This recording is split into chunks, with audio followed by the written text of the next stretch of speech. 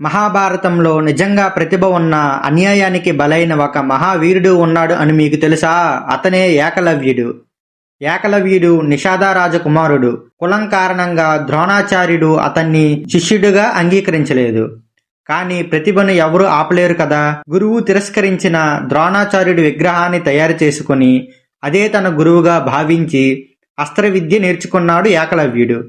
రోజులు గడిచాయి. ఏకలవ్యుడి బాణసంధానం అర్జునుడి కన్నా గొప్పదిగా మారింది. ఈ విషయం ద్రోణాచార్యుడికి తెలిసినప్పుడు తన ప్రియ శిష్యుడు అర్జునుడి స్థానం దెబ్బతింటుందేమో అనే భయం కలిగింది. అప్పుడే ద్రోణాచార్యుడు ఏకలవ్యుడి దగ్గరికి వెళ్లి గురుదక్షిణ ఇవ్వాలి అన్నాడు.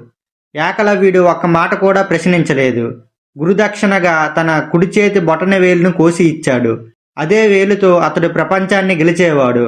కానీ గురువుకి గౌరవం కోసం తన భవిష్యత్తునే త్యాగం చేశాడు. ఏకలవ్యుడు ఓడిపోలేదు, వ్యవస్థ చేతిలో బలైపోయినవాడు. అందుకే ఏకలవ్యుడు మహాభారతంలో అన్యాయానికి ప్రతీకగా నిలిచిపోయాడు. ఇలాంటి మహాభారత చరిత్ర రహస్యాలు మరెన్నో తెలుసుకోవాలనుకుంటే మన ఛానల్ని ఇప్పుడే సబ్స్క్రైబ్ చేసుకోండి.